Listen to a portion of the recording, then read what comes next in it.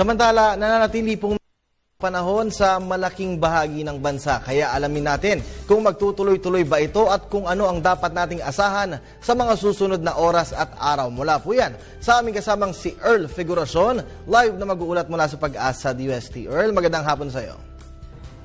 Magandang hapon, Kirby, at maraming salamat. Live nga dito mula sa Pag-asa DOST. Narito ang latest sa ating panahon.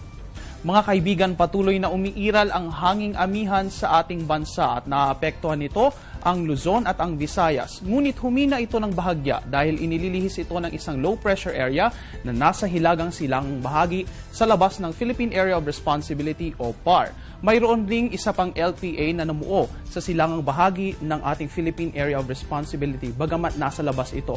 Ayon nga sa Pag-asa, hindi inaasahang papasok ang mga LPA na ito sa ating bansa at magpapatuloy ang mga galaw nito patungong hilaga. Gayunpaman, babantayan pa rin nila ang mga ito.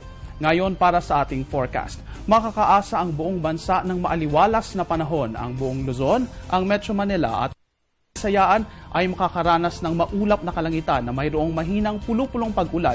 Ibig sabihin po nito, mga piling lugar lamang ang maaring makaranas ng mahinang pag-ulan. Samantala, ang Mindanao naman ay magiging fair weather din. Magiging maulap po dito na may tsansang makaranas ng pulupulong pag-ulan o pagkidlat pagkulog. Iyan ang forecast natin ngayong Martes. Magbabalik kami matapos ang isang paalala.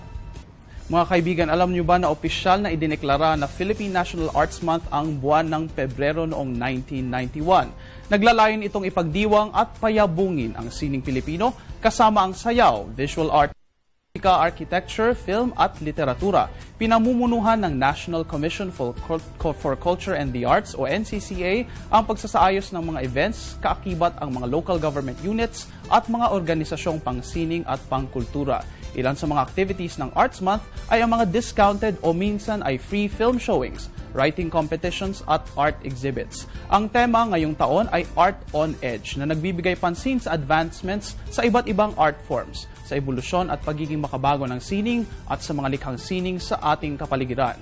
Mga kaibigan, kasalukuyang nagaganap ang sari-saring events sa buong Pilipinas. Maaari kayong bumisita sa website ng NCCA, iyan po ay www.ncca.gov.ph para sa iba pang impormasyon ukol sa mga activities ngayong buwan. At iyan ang latest mula dito sa Pag-asa DOST. Please check our official media accounts and our website para sa latest weather information. Mula dito sa Panahon TV kung saan walang pinipiling panahon ang pagbibigay impormasyon, ako po ang inyong weather guide, Earl Figuracion. Balik sa inyo, Kirby. Maraming salamat sa iyo, Earl.